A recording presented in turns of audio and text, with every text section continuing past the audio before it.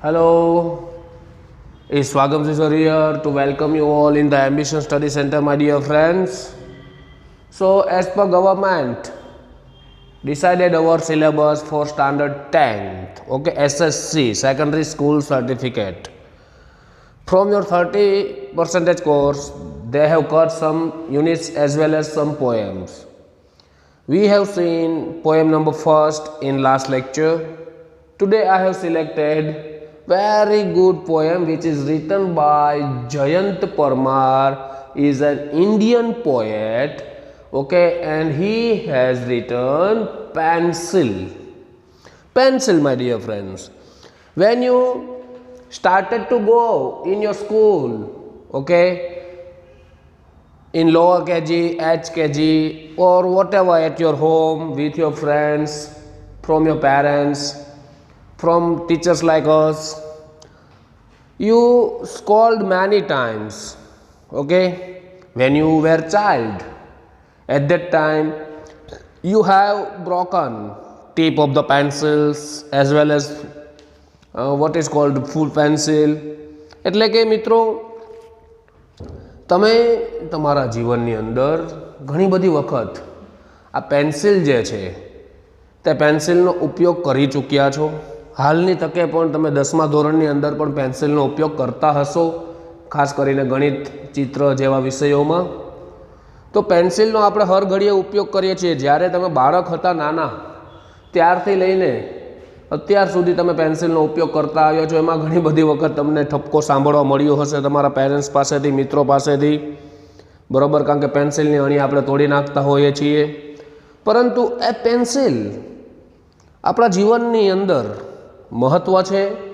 કેટલું મહત્ત્વ છે તે પેન્સિલ આપણને શું શું કામ આવે છે તેનાથી આપણે એક ઇમેજિનેશન ઊભી કરી શકીએ છીએ. તેનાથી આપણે ક્યારેય ન જોયા હોય તેવા ચિત્રો બનાવી શકીએ છીએ.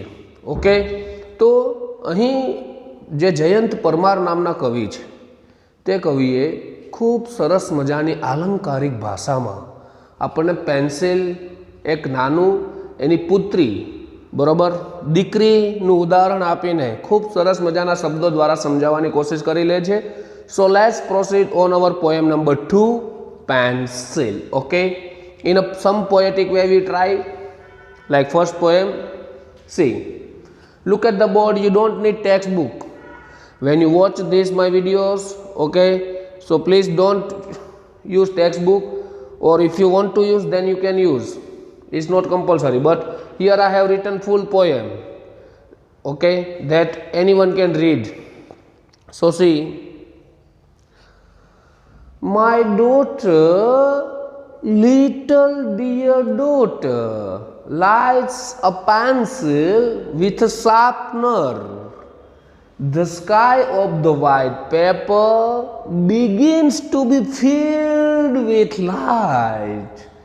Two blackbirds flying away with the tree, glasses on the eyes of the peacock, the fire chariot flying in the air, the airplane walking on the road, the lion having a conversation with the cow, a one-eyed sun on the black tree with a patch of cloud over it, a blue fish flying on the forehead of the cloud, the yellow butterfly swimming in the air.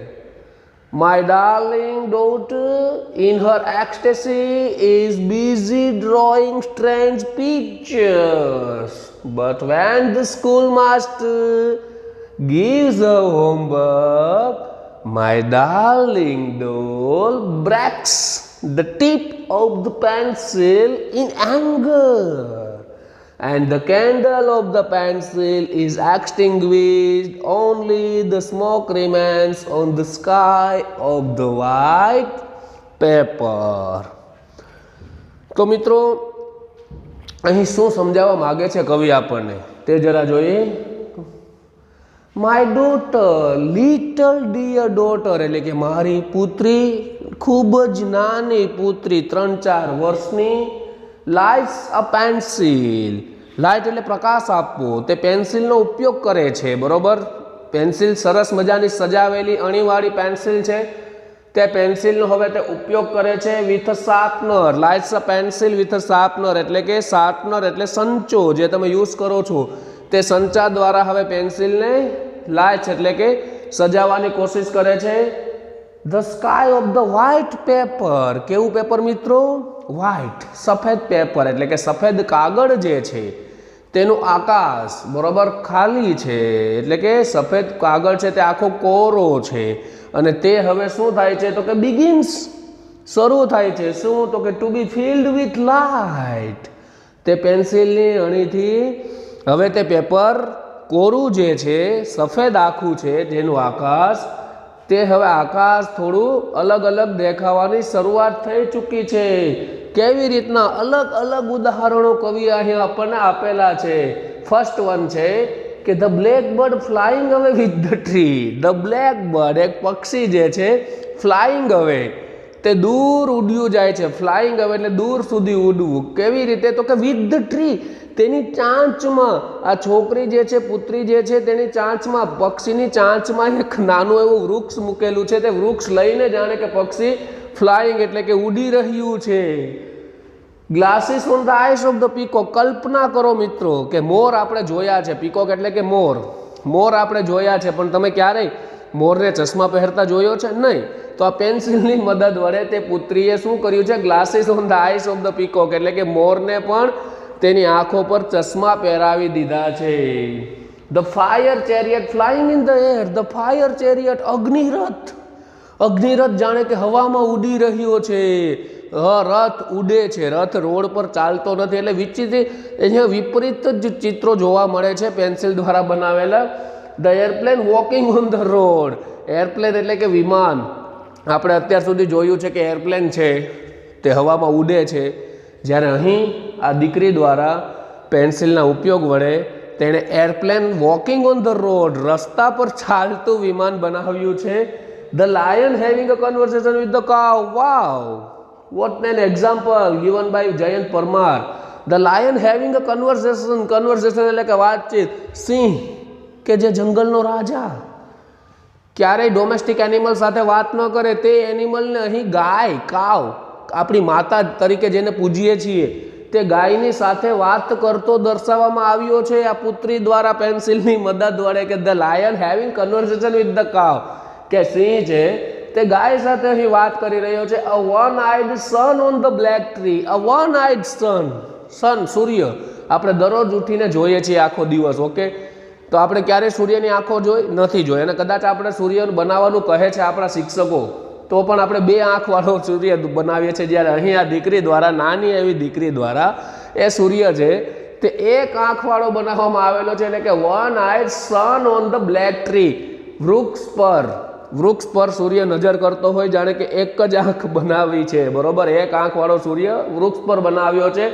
With a patch of cloud over it, અને ફરી પાછું with a patch, PATCH, patch એટલે કે મિત્રો એક શણગારવા માટે વપરાતું કપડું અથવા શણગાર, અથવા બીજી ભાષામાં આપણે કહીએ તો થીંગડું, કે સૂર્યને જાણે કે ક્લાઉડ એટલે કે વાદળો દ્વારા ઢાંકવામાં આવેલો છે। એક આંખવાળો સૂર્ય જે વૃક્ષ પર બતાવવામાં આવેલો છે, પેન્સિલની મદદ વડે ચિત્ર બનાવ્યું છે, બરોબર, તે સૂર્યને વાદળો દ્વારા ઢાંકવામાં આવ્યો છે। Blue fish flying on the forehead of the cloud, wow, a blue fish એટલે કે એક બ્લુ માછલી જે છે ફ્લાઇંગ, હવે તમને વિચાર કરો કે બ્લુ ફિશ છે તે તરવાની હોય, માછલી તરે છે, જ્યારે અહીં દીકરીએ ઉડતી બતાવી છે, ક્યાં તો કે on the forehead of the cloud, જાણે કે ક્લાઉડના ફોરહેડ, ફોરહેડ એટલે આપણા શરીરનો ભાગ, અહીં ઉપરનો બરોબર કપાળ, તો જાણે કે વાદળ પર, વાદળના કપાળ પર તેણે માછલી ઉડી રહી હોય તેવું દર્શાવ્યું છે આ દીકરી દ્વારા।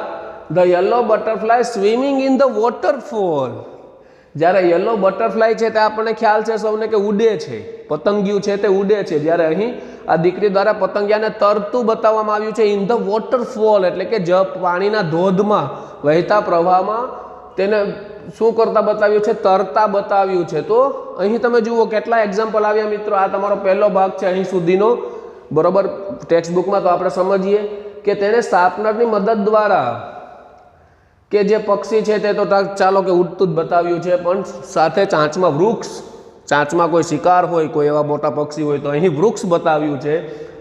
મોરને ચશ્મા પહેરાવી દીધા છે. અગ્નિરથને ઉડતો બતાવવામાં આવ્યો છે. વિમાનને ચાલતું બતાવ્યું છે. સિંહને વાતચીત કરતો બતાવ્યો છે. સૂર્યને વાદળો દ્વારા ઢંકાયેલો બતાવ્યો છે.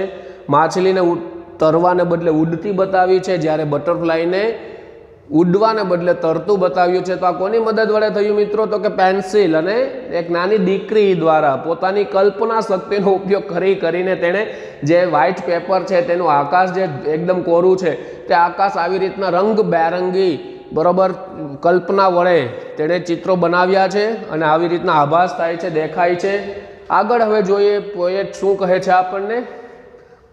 My darling daughter in her ecstasy. My darling daughter એટલે કે મારી જે વહાલી દીકરી છે બરોબર, તે શું કરે છે? તો કે ઇન હર એક્સ્ટસી એટલે કે તેના બિઝી કાર્યમાં શું કરે છે? તો કે is busy drawing strange pictures. તેની કલ્પના શક્તિમાં ખોવાયેલી છે અને તે અહીં અજાણ્યા પિક્ચર દોરવામાં વ્યસ્ત છે. સ્ટ્રેન્જ પિક્ચર, વિચિત્ર, આ બધા વિચિત્ર ચિત્રો જ છે જે આપણે જોયા તે મિત્રો. તો કે વિચિત્ર ચિત્રો દોરવામાં વ્યસ્ત છે. But when the school master gives her homework, બધાનો માઇનસ પોઈન્ટ છે મિત્રો બરોબર, હસજો જરાક, મજા આવશે કે but when the school master, પરંતુ જ્યારે સ્કૂલના શિક્ષકો તેણીને શું આપે છે? તો કે gives her homework, તેણીને હોમવર્ક આપે છે.